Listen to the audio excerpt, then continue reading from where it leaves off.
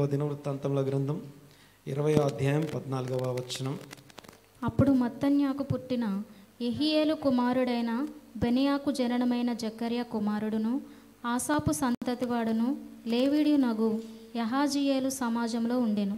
యెహోవా ఆత్మ అతని మీదికి రాగా అతడిలాగు ప్రకటించెను, యూదావారులారా, యెరూషలేము కాపురస్తులారా, యెహోషాపాతు రాజా, మీరందరూ ఆలకించుడి. యెహోవా సెలవిచ్చినదేమనగా, ఈ గొప్ప సైన్యమునకు మీరు భయపడకుడి, జడియకుడి. ఈ యుద్ధము మీరు కాదు, దేవుడే జరిగించెను. రేపు వారి మీదికి పోవుడి. వారు జీజు అను ఎక్కుడు మార్గమున వచ్చెదరు. మీరు ఏరువేలు అరణ్యము ముందరనున్న వాగు కొన దగ్గర వారిని కనుగొందరు. ఈ యుద్ధములో మీరు పోట్లాడవలసిన నిమిత్తము లేదు. యూదా వారులారా, యెరూషలేము వారులారా, మీరు యుద్ధ పంక్తులు తీర్చి నిలబడుడి. మీతో కూడనున్న యెహోవా దయచేయు రక్షణను మీరు చూచెదరు. భయపడుకుడి, జడియకుడి. రేపు వారి మీదికి పోవుడి. యెహోవా మీతో కూడా ఉన్నాడు. అప్పుడు యెహోషాపాతు సాష్టాంగ నమస్కారం చేసెను. యూదావారును యెరూషలేము కాపురస్తులను యెహోవా సన్నిధిని సాగిలపడి నమస్కరించిరి. కహాతీయుల సంతతి వారును కోరహీయుల సంతతి వారు లేవీయులు నిలబడి గొప్ప శబ్దంతో ఇశ్రాయేలీయుల దేవుడైన యెహోవాను స్తుతించిరి. 19వ వచనం దాకా, 14 నుండి 19 దాకా మనము యెహోషాపాతు యొక్క 20వ అధ్యాయంలో ఉన్నటువంటి యుద్ధాన్ని మనం ఆలోచన చేస్తూ ఉన్నాం. ఇక్కడ మనం గమనించాల్సినటువంటి విషయాలు, మనము ముందుగా అనుకున్నట్టుగా ఈ యొక్క ఆత్మీయ యుద్ధాలు అనే మాటని, ఆత్మీయ పోరాటాలు, యుద్ధాల గురించి మాట్లాడుకుంటా ఉన్నాం. అందులో ఈ వారము యెహోషాపాతు యొక్క తన జీవితంలో జరిగించిన ముఖ్యమైన ప్రాముఖ్యమైన ఆత్మీయ పోరాటాన్ని, ఒక ఆత్మీయుడు తన పోరాటాన్ని ఎలా కొనసాగిస్తాడో మనం నేర్చుకుంటాం. దేవునికి స్తోత్రం కలుగునుగాక. ఇందులో మనము గ్రహించాల్సినటువంటి విషయం, మొదటిగా ఈ యొక్క యుద్ధము, ఈ భాగము 20వ అధ్యాయం 3 భాగాలు ఉందని మాట్లాడుకున్నాం. అందులో pre war strategy, war strategy and post war strategy అని 3 భాగాలు ఉందని మాట్లాడుకున్నాం. ప్రీ వార్ స్ట్రాటజీ అనగా యుద్ధానికి ముందు ప్రణాళిక, యుద్ధానికి ముందు విశ్వాసంతో ఎలా చేయాలి, యుద్ధంలోకి వెళ్ళక ముందు, యుద్ధం కలిగినప్పుడు, యుద్ధానికి వెళ్ళక ముందు ఎలాంటి ఆత్మ సంబంధమైనటువంటి ప్రణాళిక. తర్వాత రెండవది వార్ స్ట్రాటజీ అనగా బ్యాటిల్, ఆ యొక్క యుద్ధంలో ఎలాంటి స్ట్రాటజీ కలిగి ఉన్నాడు యెహోషాపాతు, అండ్ దాని గురించి మనం నేర్చుకోవాలి యాక్చువల్గా. ఇంకా తర్వాత యుద్ధం ముగించిన తర్వాత అనగా శత్రువుల మీద గెలిచిన తర్వాత చేయవలసిన పనులేంటి, ఎలా ఉండాలి, ఏం చేయాలి అనేది థర్డ్ స్టేజ్. అయితే మనం ఫస్ట్ స్టేజ్ గురించే మాట్లాడుకుంటా ఉన్నాం. ఇంకా ఫస్ట్ స్టేజ్లోనే, దానికంటే ముందు ఆ ఫస్ట్ స్టేజ్లో యుద్ధంలోకి వెళ్ళక ముందే, యుద్ధం ఉంది అని తెలిసినప్పుడు యుద్ధంలోకి వెళ్ళక ముందే ఎలాంటి ఆత్మీయ ప్రణాళిక, ఆత్మ సంబంధమైనటువంటి విశ్వాస జీవితాన్ని మనం కలిగి ఉండాలో యెహోషాపాతు ద్వారా మనం నేర్చుకుంటా ఉన్నాం. దేవునికి స్తోత్రం కలుగునుగాక.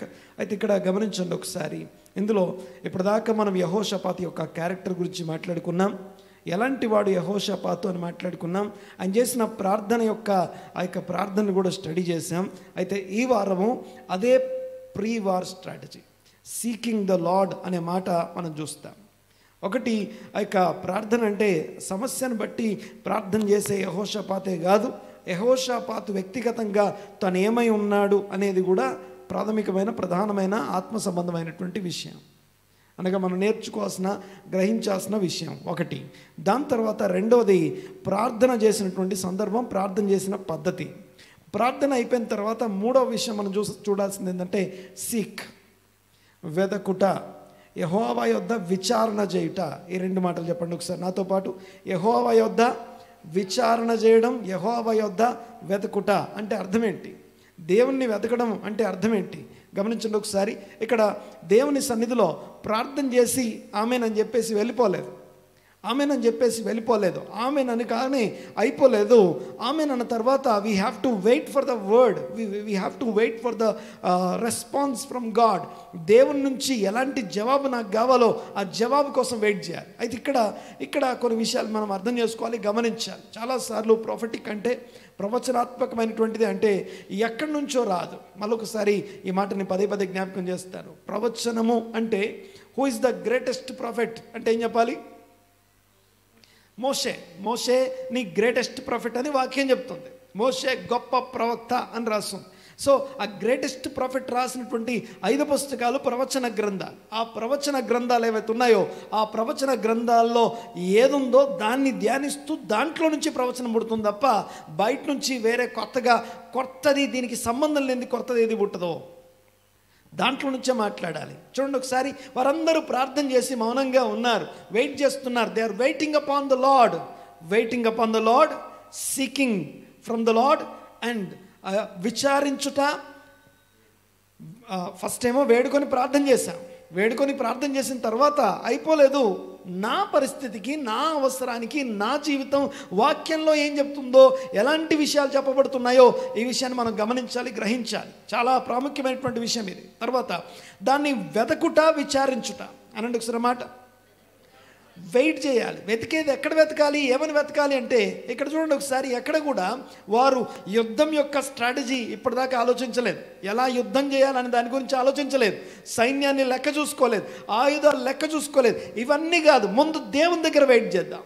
2 యుద్ధాలు అనగా 18వ అధ్యాయంలో ఉన్న యుద్ధానికి 20వ అధ్యాయంలో యుద్ధానికి రెండిట్లో ఉన్న కామన్ పాయింట్ ఏంటంటే సీకింగ్, వెతకుట, వెయిట్ చేయడం, వాక్యంలో ఏముందో దానికోసం ఎదురు చూడడం. దేవునికి స్తోత్రం కలుగును గాక. అయితే ఆ waiting up on the Lord, wait చేస్తూ ఉన్నప్పుడు ప్రవచనం వచ్చింది కదా. ఒక ఆయన పేరు రాస్తుంది, యెహజీయేలు అనే ఒక ఆయన లేచి ప్రవచనం చెప్పాడు. అనగా యెహోవా ఆత్మ ఆయన మీద నిలిచి ఉంది అని రాస్తుంది. గమనించండి ఒకసారి, యెహోవా ఆత్మ ఆయన మీద నిలిచి ఉంది అంటే అప్పటికప్పుడు జరిగిన విషయం కాదు, కానీ ముందుగానే ఆ ప్రవక్తలు సిద్ధపరచబడి ఉన్నారు. అంతేకాకుండా తను చెప్పిన ప్రవచనాన్ని ఏమేం చెప్పాడు ఆయన, ఏమేం విషయాలు చెప్పబడ్డాయి అందులో చెప్పండి ఒకసారి, చెప్పండి ఒకసారి. 14వ వచనం చదవండి ఒకసారి. ఆయన గురించి రాస్తుంది. ఫస్ట్ ఆయన ఎవరు, ఎలాంటి వాడో రాస్తుంది. మొదట లేవీయుడు, ఆసాపు వంశస్థుడు, తర్వాత తన తండ్రి ఎవరో రాస్తుంది. అప్పుడు మత్తన్యాకు పుట్టిన యెహీయేలు కుమారుడైన బెనాయాకు జననమైన జకర్యా కుమారుడును ఆసాపు సంతతివాడును లేవీయుడునగు యెహజీయేలు సమాజములో ఉండెను అనండి ఒకసారి మాట. ఓకే, ఆ సమాజంలో ఉండిన వాడు దేవుని నిబంధన జనాంగానికి సంబంధించిన వాడు.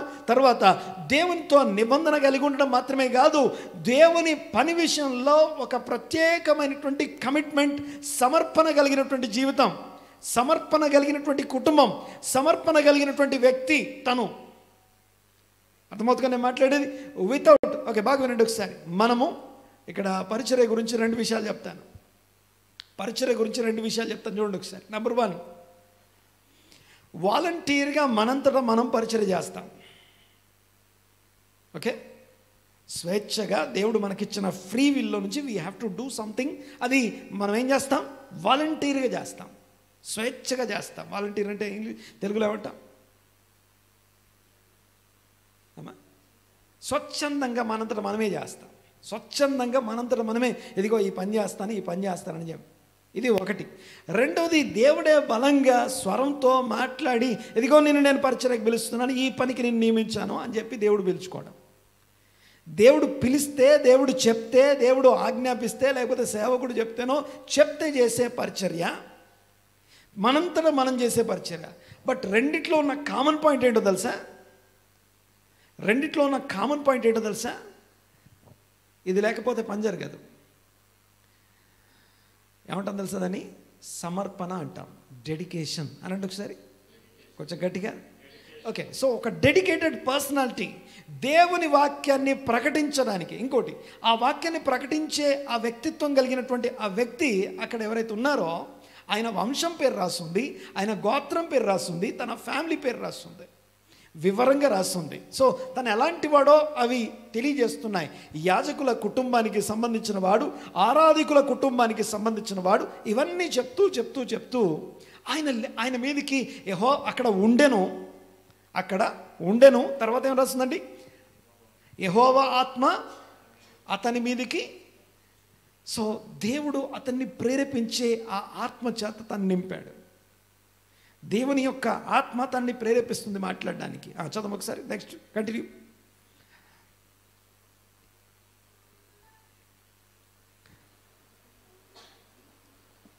యెహజీయేలు సమాజంలో ఉండెను. యెహోవా ఆత్మ అతని మీదికి రాగా అతడు ఇలాగూ ప్రకటించను. నెక్స్ట్ వచనం, 15వ వచనం. యూదా వారులారా, యెరూషలేము కాపురస్తులారా, యెహోషాపాతు రాజా, మీరందరూ ఆలకించండి. యెహోవా సెలవిచ్చినది ఏమనగా, ఈ గొప్ప సైన్యమునకు భయపడకుడి. ఫస్ట్ మాట, ఈ గొప్ప సైన్యానికి మీరు భయపడకండి. నోట్ చేయండి ఒకసారి. నంబర్ 1, ఈ గొప్ప సైన్యానికి మీరు భయపడకండి. నంబర్ 1. నంబర్ 2, భయపడకండి, జడియకండి. రెండోది, ఈ యుద్ధము మీరు కాదు, దేవుడే జరిగించును. యాక్చువల్గా అది మన టాపిక్ ఈరోజు. యుద్ధం యెహోవాదే అనండి ఒకసారి మాట. ఇంకొంచెం గట్టిగా, ఇంకోసారి గట్టిగా. యుద్ధం యెహోవాదే అంటే ఏంటో నేర్చుకోవాలి, గ్రహించాలి. అదేంటో తెలియాలి మనకి. దానికంటే ముందు కాంటెక్స్ట్ చూస్తాం. చూడండి ఒకసారి. యుద్ధం యెహోవాదే అనే మాటని ఎలా అర్థం చేసుకోవాలి? మనం అర్థం చేసుకున్నదేదో అర్థం చేసుకోవడం వేరు, వాక్యంలో ఏముందో దాన్ని అర్థం చేసుకోవడం వేరు. ఇక్కడ చూడండి ఒకసారి, ఆయన చెప్తున్న మాట. పాయింట్ నెంబర్ 1, భయపడకండి, జడియకండి. ఈ యుద్ధం మీరు కాదు, దేవుడే జరిగిస్తాడు. రెండో మాట ఏం చెప్పబడుతుంది? ఈ యుద్ధము మీరు కాదు, దేవుడే జరిగించును. రెండో మాట. మూడో మాట, నెక్స్ట్ కంటిన్యూ. 16వ వచనం. రేపు వారి మీదికి పోవుడి, వారు జిజు అని ఎక్కుడు మార్గమున వచ్చేది. వాళ్ళు ఎక్కడికి వస్తారో చెప్తున్నాడు. తర్వాత, మీరు యెరూబేలు అరణ్యమందురున్న వాగు కొన దగ్గర వారిని కనుగొంటారు. తర్వాత, ఈ యుద్ధములో మీరు పోట్లాడవలసిన నిమిత్తము లేదు. మళ్ళీ 4వ అంశం చెప్పబడుతుంది. మీరు ఎక్కడ కలుసుకుంటారో 3వ విషయం చెప్తున్నాడు. పర్టికులర్ లొకేషన్ చెప్పబడుతుంది. 4వ విషయం ఏం చెప్పబడుతుందంటే, ఈ యుద్ధంలో మీరు పోట్లాడవలసిన నిమిత్తం లేదు. మరొకసారి 4వ అంశం, మీరు పోట్లాడాల్సిన పని లేదని చెప్పిన తర్వాత, యూదా వార్లారా, యెరూషలేం వార్లారా, మీరు యుద్ధ పంక్తులు తీర్చి నిలబడండి. ఇంట్లో కూర్చోకండి. పలానా లొకేషన్కి వెళ్ళాలి, మీరు వారిని కనుగొనేదాకా వెళ్ళాలి. మీరు అక్కడికి వెళ్ళి మీరు పోట్లాడాల్సిన పని లేదు. మీరేం చేయండి అంటే, యెరూషలేమా, మీరు యుద్ధ పంక్తులు తీర్చి నిలబడుడి. తర్వాత, మీతో కూడా నున్న యెహోవా దయచేయు, మీతో కూడా ఉన్న యెహోవా దయచేయు రక్షణను మీరు చూచెదరు. మీతో కూడానున్న యెహోవా మీకు దయచేయు రక్షణను చూచెదరు. 5వ మాట. తర్వాత 6, మీతో కూడానున్న యెహోవా దయచే రక్షణను చూచెదరు. భయపడకుడి, జడియకుడి. మరొకసారి, రేపు వారి మీదికి పోవుడి, యెహోవా మీతో కూడా ఉండును. నెక్స్ట్. అప్పుడు యెహోషాపాతు. చాలు, ఓకే. ఈ మాటలన్నిట్లో ఉన్న కొన్ని మాటలు మనకి ఇంతకు ముందు ఎప్పుడన్నా వినిపించాయా? ఇంతకుముందు ఎప్పుడన్నా కనిపించాయా? ఏమన్నా కామన్ పాయింట్స్ ఎక్కడన్నా మళ్ళీ ఇంతకు ముందు ఎప్పుడన్నా ఏమంటాం, రిఫ్లెక్షన్ కానీ, ఎకో కానీ, రీసౌండ్ కానీ వినిపిస్తుందా ఈ మాటల్లో? ఎర్ర సముద్రం దగ్గర మాట్లాడే మాటల్లో ఇక్కడున్న మాటలకి ఏమేం పాయింట్లు కలిసే చెప్పండి ఒకసారి. నంబర్ 1, ఫియర్ నాట్, భయపడకండి, జడియకండి. ఇదిగో ఇప్పుడు మీరు చూచుచున్న ఈ గొప్ప ఐగుప్తు సైన్యాన్ని ఇక మీరు ఎన్నడూను చూడరు. ఎందుకు చూడరు అంటే చెప్పాలి. మీకు తోడై ఉన్న, మీ పక్షముగా యెహోవాయే యుద్ధము. 14 చూడండి ఒకసారి. నిర్గమాకాండం 14 చదవండి ఒకసారి.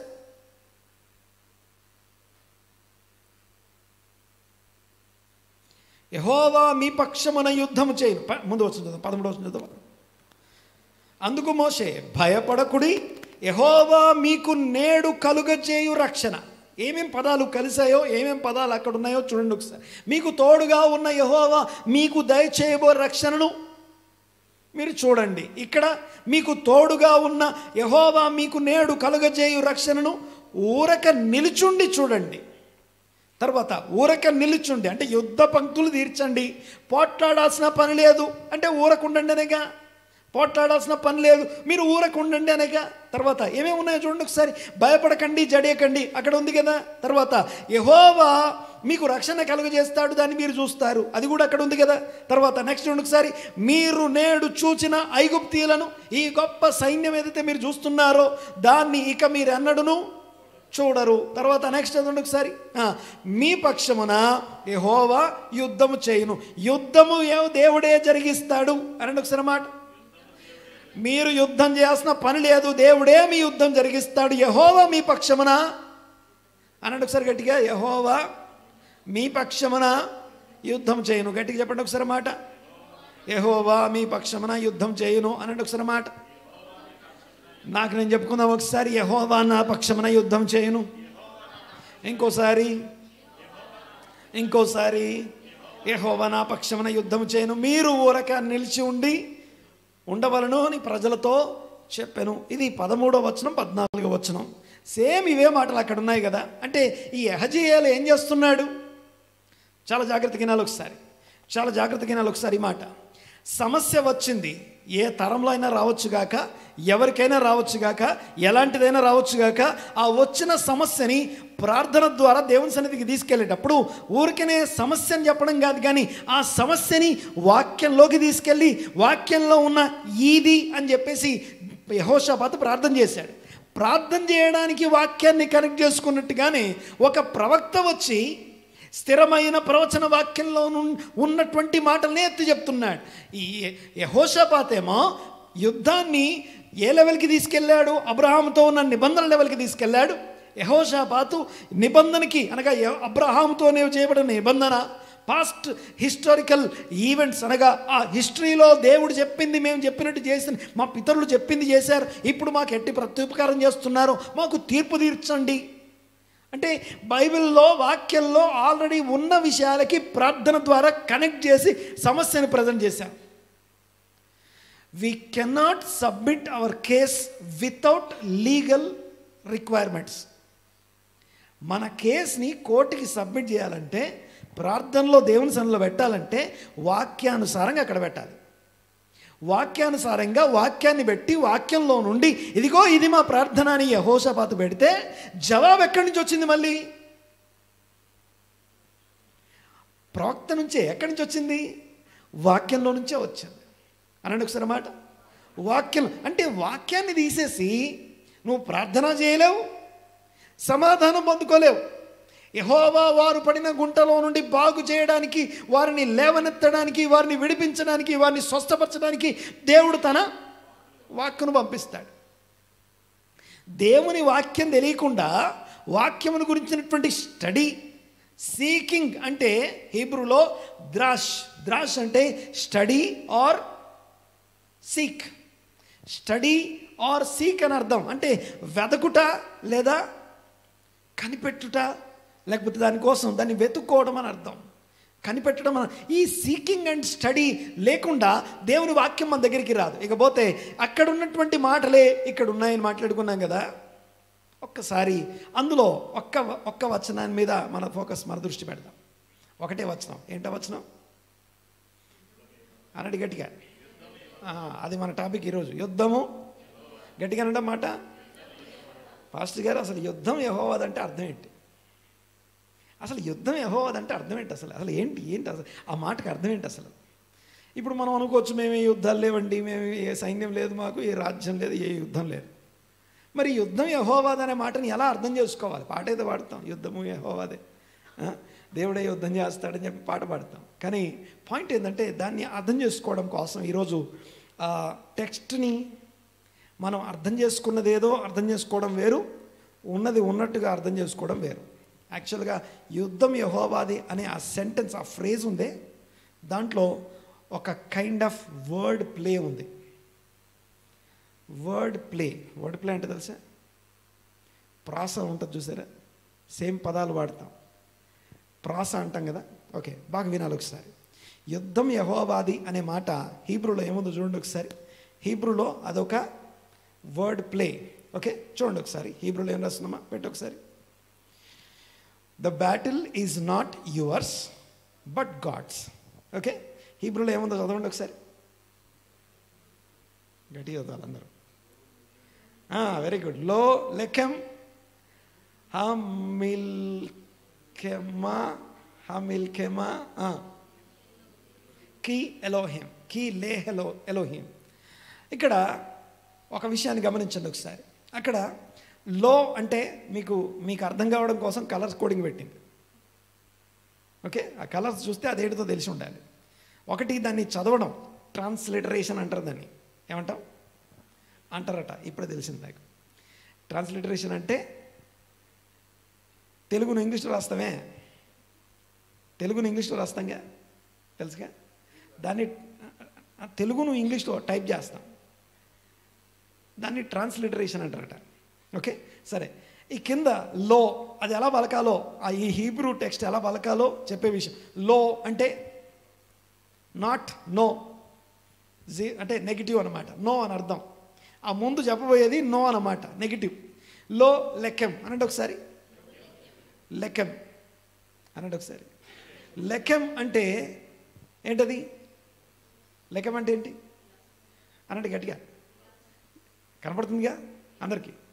లెక్కెం అంటే యువర్స్, నీది, నీది కాదు అనండి ఒకసారి. ఓకే, లో లెక్కెం అంటే నీది కాదు, నీది కాదు, నీది కాదు, మనది కాదు. లో లెక్కెం, లెక్కెం అంటే యు, మనం కాదు, నువ్వు.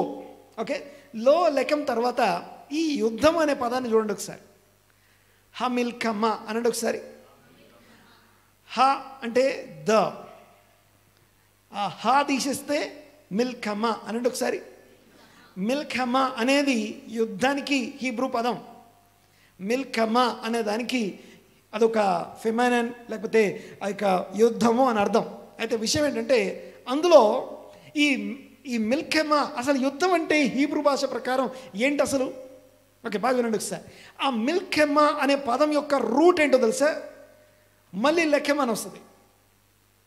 ఓకే, ఆ హమిల్కెమ అంటే ద బ్యాటిల్, తర్వాత ద బ్యాటిల్ తర్వాత కి లే ఎలోహిం అనండి ఒకసారి. లే ఎలోహిం అనండి ఒకసారి. ఓకే, ఎలోహిం అంటే దేవుడు, లే ఎలోహిం అంటే గాడ్స్, దేవుంది అని అర్థం. ఇట్ బిలాంగ్స్ టు అని అర్థం, దేవునికి సంబంధించింది అని అర్థం. తర్వాత కి బట్ అంటే విత్ బట్ అనే ఒక కనెక్టింగ్ వర్డ్ అంటాం. సరే, ఆ మాటని గుర్తుపెట్టుకోండి ఒకసారి. ఏం చెప్పాను అక్కడ? యుద్ధం యెహోవాదంటే ఎలా అనాలి? లో లెక్కెం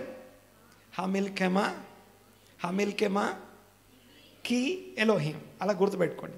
మూడు డివైడ్ చేయండి ఒకసారి. లో లెక్కెం హమిల్కమా కి లే ఎలోహిం, కి లే ఎలోహిం, కి లే ఎలోహిం, కి లే ఎలోహిం. Okay, right. ఏది చేయమా? నెక్స్ట్ పెట్టి ఒకసారి.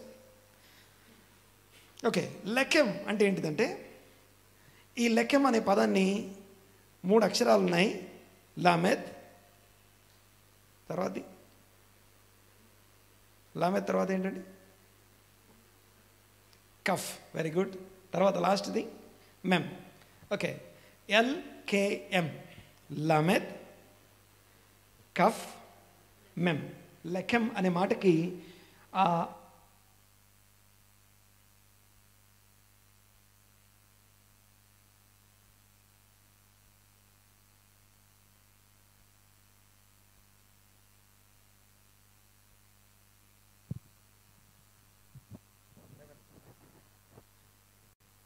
చూడండి ఒకసారి. Praise the lord. లెక్కెం అంటే you and yours, you are yours, మీది, నీది, మీది అని అర్థం. బహువచనం అది. నీది కాదు, ఏమనాలి? మీది. ఎందుకంటే లాస్ట్కి మెమ్ అనే పదం ఉంది కాబట్టి, మెమ్ అనే అక్షరం ఉంది కాబట్టి బహువచనం. ఒకసారి గుర్తుపెట్టుకోండి ఒకసారి. మీనింగ్ ఏంటంటే ఓనర్షిప్ అంటాం. మీది కాదు అనండి ఒకసారి గట్టిగా. మీది కాదు అంటే దీని ఓనర్ మీరు కాదు అని అర్థం. ఈ స్వాస్థ్యం మీది కాదు అని అర్థం, ఈ వస్తువు మీది కాదు అని అర్థం, ఓనర్షిప్ నీది కాదు, దానికి ఓనర్ నువ్వు కాదు. అంటే నువ్వు అనవసరంగా వేరే ఎవరితో స్వాధీనపరచుకుంటే అప్పుడు చెప్తాం ఈ మాట. వేరే ఎవరితో నువ్వు తీసుకుంటే ఈ పెన్ను నీది కాదు, ఈ పుస్తకం నీది కాదు, ఈ వస్తువు నీది కాదు, ఈ ఇల్లు నీది కాదు, ఈ యుద్ధం నీది కాదు, నీ జీవితం నీది కాదు. అర్థమవుతుంది నేను మాట్లాడేది? ఓనర్షిప్ మనది కాదు. ఓకే, చూడండి ఒకసారి ఏమన్నా వస్తుంది అక్కడ, ownership of the battle denies Judas ownership of the battle, not yours. Not yours అని చెప్పేటప్పుడు ఆ denial of ownership, control, responsibility. అంటే ఇది నీది కాదు అన్నామంటే, చూడండి ఒకసారి కొంచెం సౌండ్, ఇది నీది కాదు అన్నామంటే ఏమేం చెప్తున్నామంటే ఓనర్షిప్ మనకు సంబంధం లేదు, దాని కంట్రోల్తో మనకు సంబంధం లేదు, దాని కంట్రోల్తో మనకు సంబంధం లేదు. మూడోదేంటి, బాధ్యత మనకు లేదు.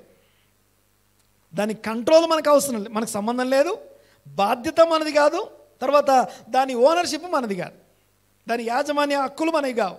అంటే నీది కాదు, మీది కాదు అని చెప్పడం. యెహజీయేలు అనే ప్రవక్త ఒకప్పుడు మోషే నిలబడి, అంటే దేవుని సన్నిధిలో యెహోషాపాతు ఇదిగో గొప్ప యుద్ధం ఇది అని ప్రజెంట్ చేస్తే, ఆ గొప్ప యుద్ధం నుంచి విజయం పొందడానికి ఈ యెహజీయేలు అనే ప్రవక్త ఇక ప్రవచనం చెప్పేటప్పుడు వాక్యంలో నుండి తీసుకొని చెప్తున్నాడు, ఆ కోడ్స్ని పెట్టి చెప్తున్నాడు.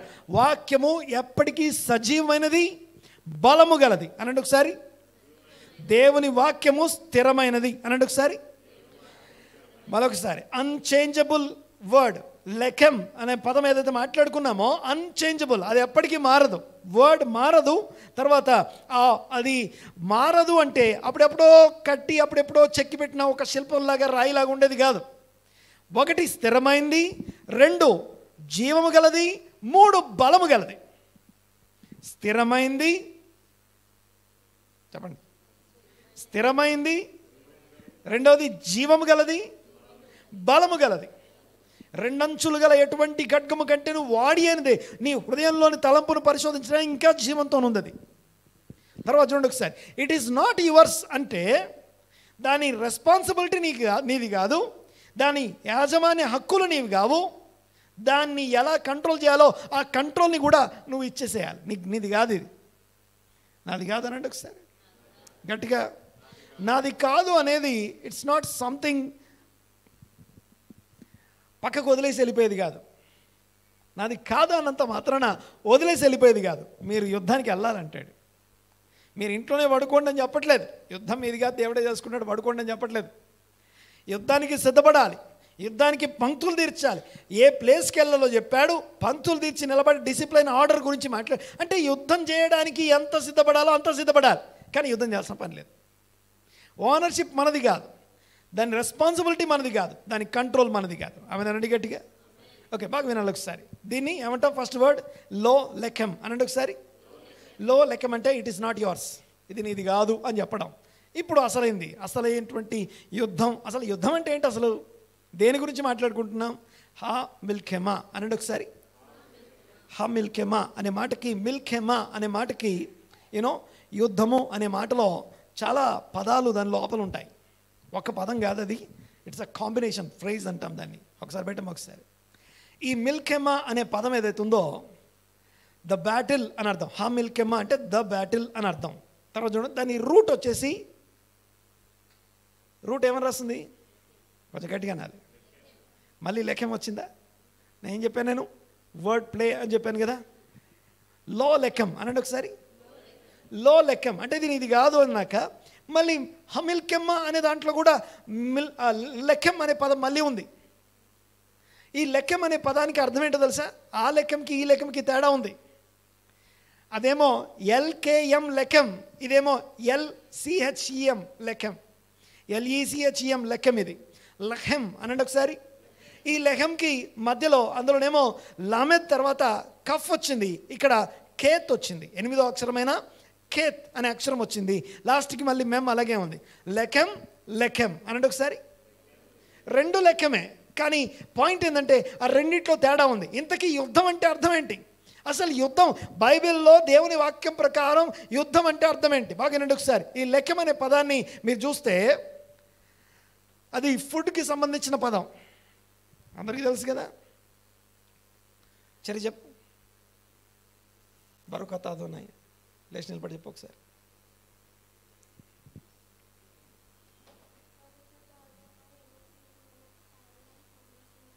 హమోద్జీ లెహెం మిన్ ఐరెట్స్.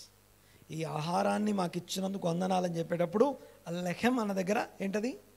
బ్రెడ్, ఫుడ్, ఈటబుల్ థింగ్, తినదగినటువంటిది అని అర్థం, కన్జ్యూమ్ చేయగలిగింది అని అర్థం. డివోవర్ అన్నది చూసారా? ఆ యొక్క కన్జ్యూమ్ చేయగలిగింది లేకపోతే తినగలిగినటువంటిది అని అర్థం. బాగా వినాలి ఒకసారి. యుద్ధము అంటే అర్థం ఏంటంటే, యుద్ధం యొక్క రూట్ వర్డ్ ఏంటంటే ఆహారము అనే పదం నుంచి వస్తుంది. ఆహారము అనే పదంలో నుండి నీది కాదు ఇది, బట్ ఏంటిది నాది కాదు? ప్రతిరోజు ఓకే, రోజు ఏమని ప్రార్థన చేయాలి మనం? మా అనుదిన ఆహారం, గట్టిగా రండి ఒకసారి, మా అనుదిన ఆహారం నేడు మాకు దయచేయం. అంటే ఈరోజు ఆహారం ఈరోజు ఇవ్వు అంటే లిటరల్గా మనం ఏమంటున్నామంటే యుద్ధం నాది కాదు అంటున్నాం. గట్టిగా రండి, ఆమె నండి గట్టిగా. ఈ ఆహారం నాదిగా అంటే నీ దగ్గర ఉన్న ఆహారం, మీదైన ఆహారం నాకు ఇవ్వని అడుగుతున్నామంటే ఏమని అడుగుతున్నాం? యుద్ధం నాది కాదు అంటున్నాం. అంటే ఆహారాన్ని ప్రొడ్యూస్ చేసి ఆహారాన్ని నా కొరకు ఏర్పాటు చేయడం ఏదైతుందో అది దేవుని బాధ్యత, దేవుని కంట్రోల్, దేవుని రెస్పాన్సిబిలిటీ. చూడండి ఒకసారి. ఆ యొక్క లెఖెం అనే పదం, అంతేకాకుండా ఇంకోటి ఏంటంటే హీబ్రూలో మెలెక్ అంటే రాజు, మల్కుత్ అంటే కింగ్డమ్, మల్కుత్ అంటే కింగ్డమ్, మెలెక్ అంటే రాజు, కింగ్ అని అర్థం. ఓకే, ఒక ఎంపరర్ని, కింగ్ని మెలెక్ అని పిలుస్తాం. తర్వాత ఈ మిల్కమ్మ అంటే ఆ రాజ్యం కోసం, రాజ్యం మీద హక్కుల కోసం, రాజ్యం మీద ఉన్నటువంటి ఆ స్వాస్థ్యం కోసం చేసే ఒక ఆహారం కోసమైనటువంటి సర్వైవల్ పోరాటం. గ్రీడ్ అంటాం కదా, అనగా దురాశతోనో,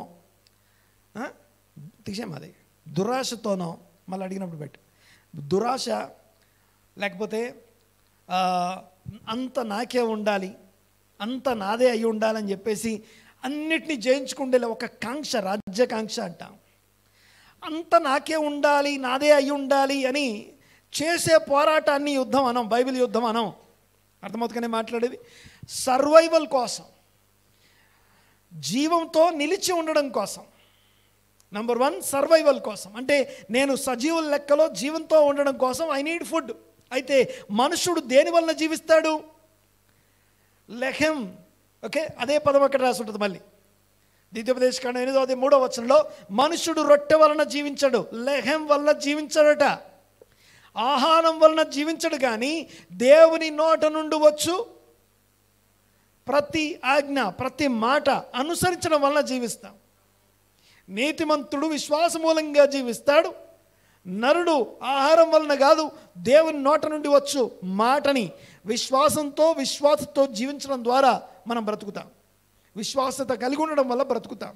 అయితే పాయింట్ ఏంటంటే ఈ మెల్కమా అనే మాటకి, అనగా యుద్ధము అనే పదాన్ని అర్థం చేసుకోవడానికి ప్రయత్నం చేద్దాం. అంటే లెఖెం అంటేనేమో యువర్స్, లెహెం అంటేనేమో ఫుడ్, కన్స్యూమబుల్, ఈటబుల్, లేకపోతే ఆ యొక్క మనము తినదగినటువంటి విషయం అని అర్థం. ఓకే, వినండి ఒకసారి. పాయింట్ ఏంటంటే యుద్ధము నాది కాదు అంటే యుద్ధానికి అర్థం ఇది. మీకు ఇశ్రాయేలు రాజ్యకాంక్ష అంటాం చూసారా, అంత నాకే ఉండాలి లేదు. దేవుడు ఎక్కడిదాకా బార్డర్ ఇచ్చాడో, ఎక్కడిదాకా నీకు స్వాస్థ్యం ఇది నీదన్నాడో, న్యాయంగా దేవుడు ఏది ఇది నీదన్నాడో అది నీదై ఉండాలి. అయితే ఇప్పుడు యుద్ధం మనది కాదు అని చెప్పేటప్పుడు బాగా గమనించండి ఒకసారి. యుద్ధం మనది కాదు, దేవా నీదే అని చెప్పేటప్పుడు దేవుని సన్నిధికి న్యాయ పోరాటానికి వెళ్తున్నాం మనం. న్యాయ పోరాటానికి వెళ్ళి ఏమంటున్నామంటే, ఇక్కడ చూడండి ఒకసారి, ఎవరెవరు యుద్ధానికి వచ్చారు ఇప్పుడు యెహోషాపాతు మీదకి? అమ్మోనీయులు, మోయాబీలు, మూడోది మయోనీయులు లేదా ఏదోమీయులు. ఈ ముగ్గురు కలిసి యుద్ధానికి వస్తున్నారు. ఈ ముగ్గురు ఎందుకు వస్తున్నారు యుద్ధానికి అంటే, ఈ ముగ్గురు యుద్ధానికి రావడానికి కారణం బాగా గమనించండి ఒకసారి. ఈ ముగ్గురు ఐగుప్తు నుంచి ఇశ్రాయేలు బయటికి వచ్చేటప్పుడు ఈ ముగ్గురి రాజ్యాల్ని నేను వారికి ఇచ్చి ఉన్నాను, దాన్ని మీరు ముట్టుకోవద్దు, వదిలేయండి అంటే వదిలేశారు. మిగతా రాజులతో యుద్ధం చేసినట్టు వీళ్ళతో యుద్ధం చేయలేదు. అమ్మోనీయులు, మోయాబీలు మరియు ఒకసారి చదవండి అన్నమాట. ఎక్కడ చదువుతాం ఈ మాట? ద్వితీయోపదేశకాండం 8:21 అన్నమాట. డ్యూటరానమీ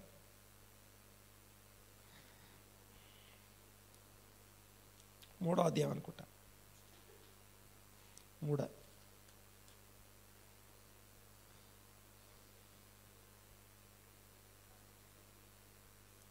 మీరు యుద్ధం చేయొద్దు అక్కడ వాళ్ళతోనే అని చెప్పేసి, ఇది నేను వాళ్ళకి ఇచ్చి ఉన్నాను అని చెప్తాడు కదా. ఎక్కడ ఉంటుందన్నమాట? 2వ అధ్యాయం 16వ వచనం నుండి ఒకసారి 17వ వచనం. నేడు నీవు మోయాబునుకు సరిహద్దుగా ఉన్న 6 దేశము దాటబోచున్నావు. అమ్మోనీయుల మార్గమున వెళ్ళునప్పుడు నీవు వారిని బాధింపవద్దు. తర్వాత వారితో యుద్ధము చేయవద్దు. తర్వాత ఎలా అనగా లోతు సంతానం, మోయాబీయులు అమ్మోనీయులు లోతు సంతానమునకు దానిని స్వాస్థ్యముగా ఇచ్చినందున అమ్మోనీయుల దేశంలో నీకు స్వాస్థ్యము ఇయ్యను అన్నందుకు, యుద్ధం చేయొద్దు అన్నందుకు దాని పక్క నుంచి వెళ్ళారు. వాళ్ళతో గొడవ పడొద్దు, వాళ్ళ యుద్ధం చేయొద్దు, ఆ స్వాస్థ్యం నీది కాదు, వాళ్ళది. అయితే ఈ యుద్ధము ఒక రాజ్యం కోసమో, ఒక గ్రీడీ అంటాం చూసారా, అది కావాలి ఇది కావాలి అన్నీ మనకే కావాలి. నీ పొరుగు అనేది ఏదైనాను ఆశింపకూడదు అనండి ఒకసారి. నీ పొరుగు అనేది ఏదైనాను ఆశింపకూడదు అనండి ఒకసారి మాట. ఆశింపకూడదు అనే దగ్గర యాక్చువల్గా తెలియకుండా మన లోపల ఆశించుట అనే పదం గురించి ఎక్కువ ఆలోచించం మనం. ఇది లోపల పనిచేస్తూ ఉంటుంది. ఈరోజు మీరు సైబర్ ఫ్రాడ్స్ ఏవైతే జరుగుతున్నాయి కదా, లేకపోతే ఆ ఫ్రాడ్స్ అన్నిట్లో ఉన్న 2 విషయాలు మీకు జ్ఞాపకం చేస్తాను. ఫ్రాడ్ చేసేవాళ్ళు, మోసపోయేవాళ్ళు, ఇద్దరిలో ఉన్న కామన్ 2 థింగ్స్. నంబర్ 1, ఫ్రాడ్ మోసపోయే వాళ్ళు ఉన్నారు చూసారా, వాళ్ళు మోసపోయడానికి 2 కారణాలు ఉన్నాయి. ఒకటి గ్రీడ్, దురాశ అనే ఒక ఈవిల్ ఇంపల్స్ లోపల ఉంది కాబట్టి నువ్వు ఆ వలలో చిక్కుకున్నావు, ఆ వలలో చిక్కుంటారు. ఒకటి దురాశ, రెండోది భయం. దురాశ, భయం, ఇవి 2 మన లోపల మనల్ని కృంగదీసే విషయాలు. అవి ఈవిల్ థింగ్స్. అవి వాటిని అధిగమించినోడు ఏ వలలో పడడు. ఓకే, ఏ ఉత్సులో కానీ ఏ ఊరిలో ఇరుక్కోడు. అర్థమవుతుందని మాట్లాడేది. తర్వాత మోసం చేసే వాళ్ళు ఎందుకు చేస్తున్నాడో తెలుసా? దురాశ. అండ్ మోసమే చేయాలని ఎందుకు అనిపిస్తుందంటే వాళ్ళకి తెలియని భయం లోపల ఉంది. నేను సర్వైవ్ అవ్వాలంటే I have to cheat somebody. ఎవరినో ఎక్కడో మోసం. నీకు ఏది స్వాస్థ్యంగా దేవుడిచ్చాడో అందులో నేను ఉండాలి. పొరుగు వానిది ఏదైనాను ఆశించుట అనేది ఉందనుకోండి. చాలాసార్లు పిల్లలు యవనస్తుల్లో జరిగే ఒక విషయం నేను గమనించాను, చూస్తూ ఉంటాను. ఏంటంటే they always talk about big things. ఎక్కువ చూస్తూ ఉంటాం, పెద్ద పెద్ద కార్లు కావాలి, పెద్ద పెద్ద బిల్డింగులు కావాలి, మంచి మంచి డ్రెస్సులు కావాలి. ఆ థాట్ ఎక్కడికి తీసుకెళ్తుంది తెలుసా? బాగా వినండి ఒకసారి. ఆ థాట్ ఏం చేస్తుందంటే ఒకటి రెండు రకాలుగా డ్యామేజ్ చేస్తుంది మనిషిని, సోల్ని. ఏది? ఆ డిజైర్ అనేది మనకేం కాదులే అనిపిస్తుంది. ఆ ఏం కాదులే అని వదిలేసేది అవుతుందో అది ఫస్ట్ థింగ్ ఏం చేస్తుందంటే, అక్కడికి వెళ్తాం కదా, అది నాకు కావాలి, ఆ కావాలి అనే ఆ డిజైర్, కంటికి మనసుకు నచ్చిన విషయాలే వెళ్తాం చూసారా. ఆ డిజైర్ ఏదైతుందో, ఆ క్రేవింగ్ ఏదైతుందో అది మనిషిని ఎటువైపు తీసుకెళ్తుంటే, ఒక దగ్గరికి తీసుకెళ్ళిన తర్వాత ఒక దారి ఎలా ఉంటుందంటే, నా స్టేటస్ అండ్ దాని స్టేటస్ 2 మ్యాచ్ కావు కదా. ఎన్ని రోజులైనా అది రాలా. ఒక రకమైన డిప్రెషన్కి వెళ్తాం, స్ట్రెస్కి వెళ్ళిపోయి మత్తులోకి వెళ్తాం. Every bad habit, every intoxicating habits అన్నిటికీ కారణం అది. ద ల్యాక్ ఆఫ్ రెండింటి మధ్య మ్యాచ్ చేయలేనటువంటి, మనలో చేయలేనటువంటి ఏమంటుందని, దాన్ని చేయలేకపోయాము అనే ఒక గిల్ట్ ఉంటుంది చూసారా, రిగ్రెట్, గిల్ట్ అంటాం చూసారా. ఆ గిల్ట్ అనేది ఏం చేస్తుందంటే నిన్ను మత్తులోకి తీసుకెళ్తే ఏమవుతుంది? ఎందుకు మత్తు? I want to forget the reality.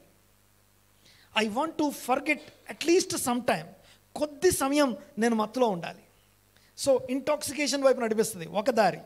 రెండో దారి ఏం చేస్తుంది తెలుసా? క్రిమినల్స్ని తయారు చేస్తుంది. ఏ విధంగానైనా దాన్ని పొందుకోవాలని చెప్పేసి దాన్ని సాధించడం కోసం క్రిమినల్స్ని తయారు చేస్తుంది. అంటే రెండు రకాలుగా ఆశించుట, ఆశించరాదు అనే ఒక్క మాట, ఇతరులది ఏది ఆశించరాదు అనే ఒక్క మాట. దేవుడు నీకో టెరిటరీ, అమ్మోనీయులకి, మోయాబీలకి మరియు ఆ ఏదోమీయులకి దేశం విడిచిపెట్టాడు. ఇది మీది అని ఇచ్చాడు. ఇశ్రాయేలులారా ఇది మీది అన్నాక వీళ్ళు వీళ్ళ దాంట్లో ఉన్నారు, వాళ్ళు వాళ్ళ దాంట్లో ఉన్నారు. కానీ ఇప్పుడు ఇదిగో వారు మాకెట్టి ప్రత్యుపకారం చేస్తున్నారు చూడయ్య అని ప్రార్థన చేస్తున్నాడు. అంటే అర్థం ఏంటంటే ఆ బౌండరీ దాటి ఇక్కడ వీళ్ళని లేకుండా చేయాలి, ఇక్కడ వీళ్ళని లేకుండా తొలగజేయాలి. ఆ తొలగజేసే సందర్భంలో ఇప్పుడు దేవుని సన్నిధికి వెళ్ళి న్యాయం అడుగుతున్నాం. అంటే దేవా నా పక్షంగా యుద్ధం చేయి అని అడిగేటప్పుడు, అంటే ఈరోజు ఆహారం పెట్టడం అని ఉందనుకోండి. ఆహారం అంటే నాట్ జస్ట్ ఫుడ్ అండి, కేవలం నువ్వు తినే ఆహారం మాత్రమే కాదు. బైబిల్ ప్రేయర్స్ ఎలా ఉంటాయో తెలుసా? బైబిల్ ప్రేయర్స్ని ఒక్కసారి మీకు పరిచయం చేస్తుంది చూడండి ఒకసారి. ఒక ప్రేయర్ ఎలా ఉంటుందంటే పొద్దున్నే చేసే ప్రేయర్, కళ్ళు తెరవడంతోనే చేసే ప్రార్థన ఒకటి. నీవు ఓకే, ఆ ప్రేయర్ అయిన తర్వాత చేతులు కడుక్కోవడం అయిపోయిన తర్వాత సెకండ్ అండ్ థర్డ్ ప్రేయర్ ఏముంటుంది తెలుసా? ఫస్ట్ దేహం కోసం ప్రార్థన చేస్తాం అనండి ఒకసారి, గట్టిగా అనండి అన్నమాట. For your body. మన బాడీ లోపల అనేకమైన ఓపెనింగ్స్ ఉంటాయి, అనేకమైన క్లోజింగ్స్ ఉంటాయి. క్యావిటీస్ అంటాం. ఓపెనింగ్స్, క్యావిటీస్ ఉన్నాయి.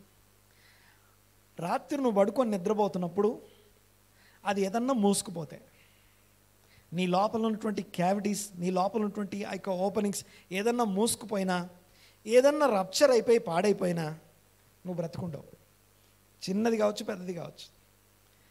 ఓకే, మన వెయిన్స్లో రక్తం ప్రసరిస్తూ ఉంది. మన ఏ ఒక్క దాంట్లో అయినా సరే, ఏ ఒక్కటైనా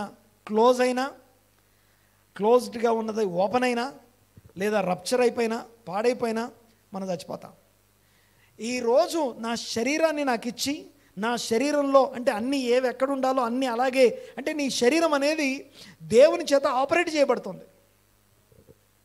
ఏమండి అర్థమవుతుందని మాట్లాడే, నీ శరీరం అనేది నీకు కనపడుతుంది. ఆయన అందరికీ జీవమును ఊపిరి దయచేవాడంటే నీ బాడీలో ఉన్నటువంటి ప్రతి అంశం దేవుని చేత ఆపరేట్ చేయబడుతుంది కదా. అలా ఆపరేట్ చేయబడేటప్పుడు దేవా నీవు నాకు ఈ మంచి ఆరోగ్యాన్ని ఇచ్చావు అంటే, ఈరోజు ఆరోగ్యంగా కళ్ళు తెరిచి మన పనులు మనం చేస్తున్నాం, మన బ్రెయిన్ పనిచేస్తుంది, శ్వాస తీసుకుంటున్నాం, వింటున్నాం, చూస్తున్నాం, మాట్లాడుతున్నాం, మన ప్రొఫెషన్లో మన మన మన రోజువారీ పనులు చేసుకుంటున్నాము అంటే, కాళ్ళు చేతులు అన్నీ పనిచేస్తున్నాయంటే it is just because of the grace of God. నీ కృప వలన ఇంత మంచి శరీరాన్ని మాకు ఇచ్చావయ్యా, నీకు వందనాలు అని చెప్పడం ఒకటి. తర్వాత రెండో ప్రేయర్ ఏంటంటే, ఫోర్త్ ప్రేయర్ అంటుందని, ఆ ప్రేయర్ వచ్చి సోల్ కోసం ప్రార్థన.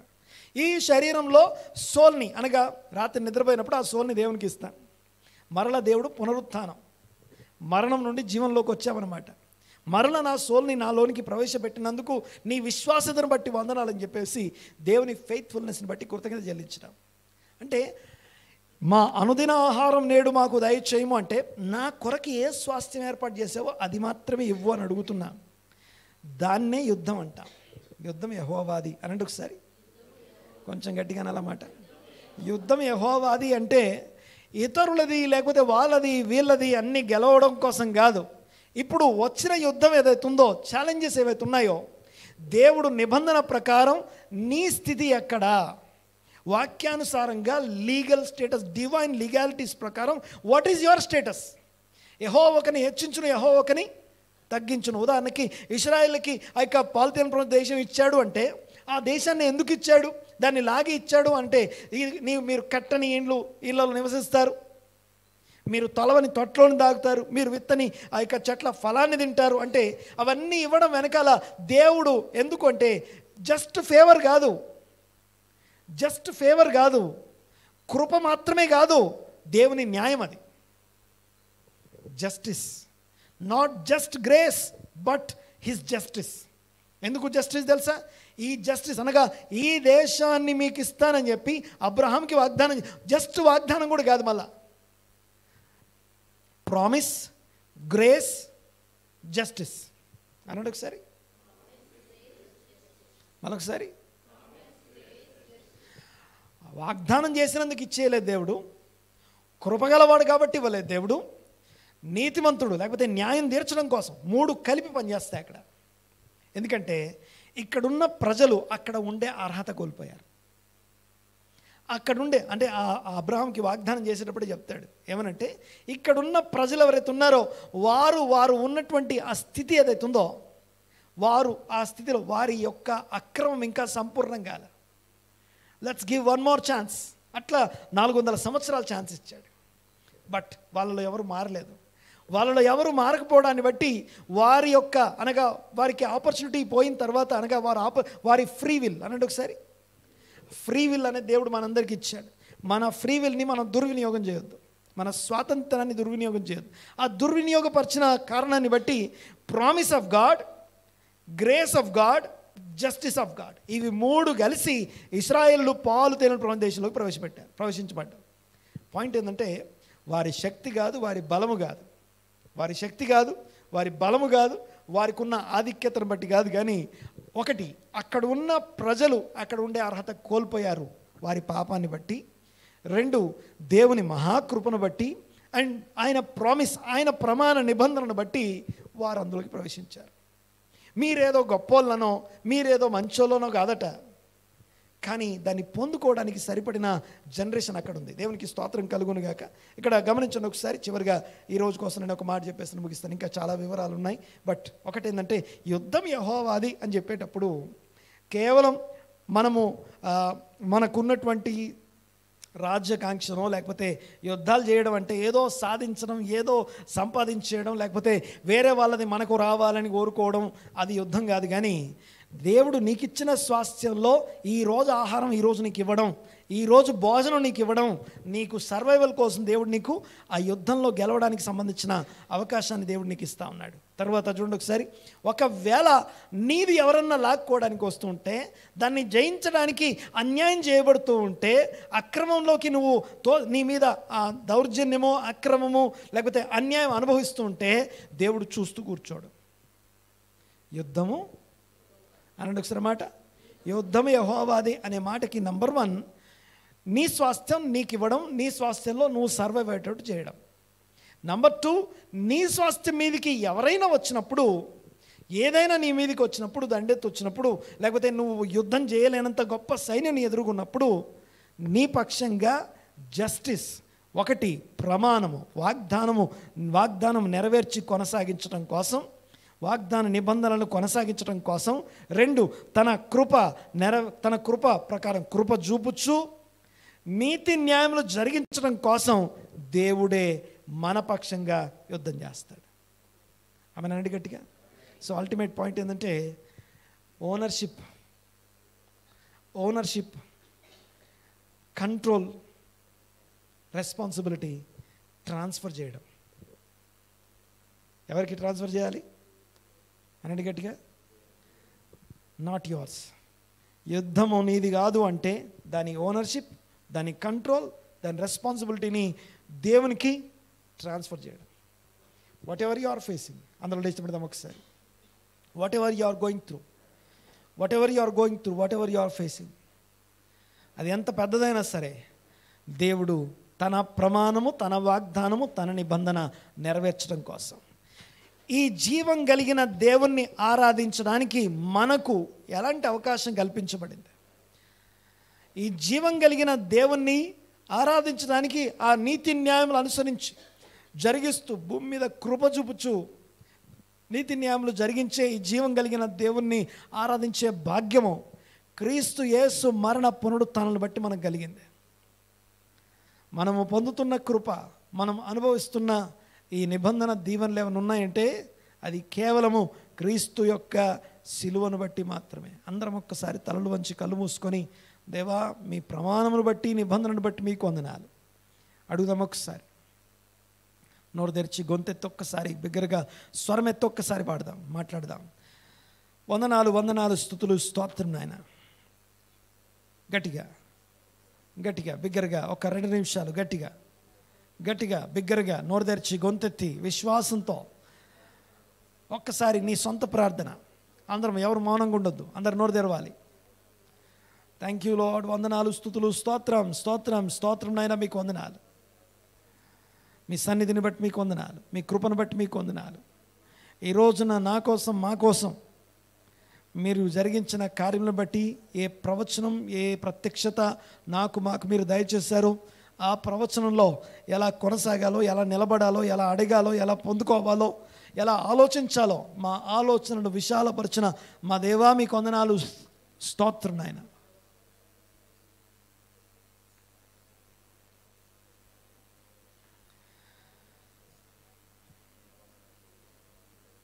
ప్రతి విధమైనటువంటి ఈవిల్ ఇంపల్స్ని, గర్వము, అహంకారము, ద్వేషము, అసూయ, కలహాలన్నిటినీ విడిచిపెట్టి దేవా మీ సన్నిధిలో మమ్మల్ని మేము తగ్గించుకొని ప్రార్థన చేస్తూ ఉన్నాం. ఇదిగో మా కొరకు మీరు ఏర్పాటు చేసిన మీ చిత్తమును బట్టి మీకు వందనాలు. భూమికి ఆకాశం ఎంత ఎత్తుగా ఉందో అంత ఉన్నతమైన తలంపులు మీరు మా కోసం కలిగి ఉన్నారు. ఉన్నతమైన ఉద్దేశాలు నా గురించి కలిగి ఉన్నారు. సాక్షిగా ఉండడం ఇదిగో దానికోసం నన్ను పిలుచుకున్నారు. వాటన్నిటిని బట్టి వందనాలు, స్తోత్రం నాయన.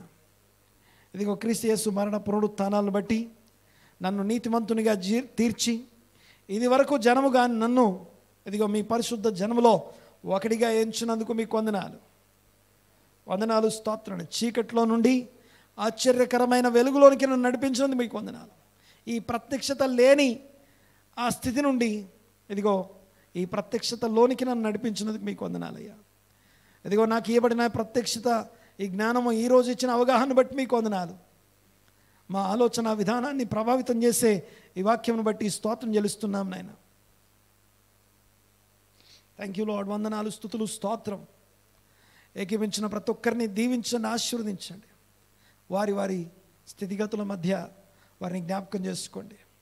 ఎక్కడ మీ బిడ్డలు బలాత్కారము, ఇదిగో దౌర్జన్యం అందుతూ ఉన్నారో ఈ సమయంలో విజ్ఞాపన చేస్తూ ఉన్నాం. వారి పక్షంగా యుద్ధం చేయండి ప్రభువా.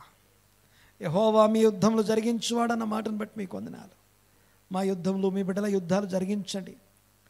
వారి వ్యక్తిగత జీవితాల్లో, ఆత్మీయ పోరాటాల్లో, అంతరంగంలో జరిగే దేవుని జ్ఞానమునకు విరోధంగా ఉండే ఇదిగో వితర్కాలని, ఆ జ్ఞానాన్ని అడ్డగించే దుర్గాలని యేసుక్రీస్తు నామమున ఇదిగో కూల్చివేయబడి వేళ్లతో సహా పెకిలించబడి ఇదిగో క్రీస్తుకు అవి లోవర్చబడినట్లు మా పక్షంగా యుద్ధం జరిగించమని ప్రార్థిస్తున్నాం నాయన. మీకు వందనాలు, స్తోత్రం. ప్రతి సోల్ ఇదిగో మీ యొక్క నిశ్వాస నుంచి కలిగింది ప్రభువా. ఆ నిశ్వాస నుంచి కలిగినటువంటి సోల్ సబ్మిట్ చేయబడకుండా ఇదిగో శత్రువు స్వాధీనంలో ఉన్న ప్రతి సోల్ మీ సన్నిధికి తీసుకురాబడినట్లుగా మీ ప్రేమను, మీ సాక్ష్యాన్ని, మీ సువార్తను ప్రకటించే సాధనాలుగా మమ్మల్ని అందరినీ వాడుకుంటూ ఈ యుద్ధంలో ఇదిగో మా పక్షంగా మీరే యుద్ధం జరిగించండి. పంక్తులు తీర్చి నిలబడడం వరకే మా పని కదా ప్రభువా. విశ్వాసంతో నిలబడతా ఉన్నా. విశ్వాసంతో నేను ఈ దినం ఏం చేయాలో ఆ విషయంలో నా శక్తి, నా బలము ఇదిగో నాకు ఉన్నటువంటి అవగాహనను బట్టి ఇదిగో మేము నిలబడి మీ సన్నిధిలో చేతులెత్తి నిలబడడానికి కృపనిచ్చినందుకు మీకు వందనాలు. సంఘమును సాక్షిగా ఉంచండి నాయన. సాక్షి సమూహంగా మార్చండి ప్రభువా.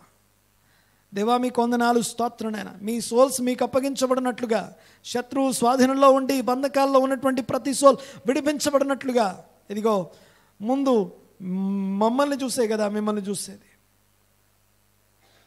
ఒక్కసారి మీ కార్యము జరిగించండి నాయన.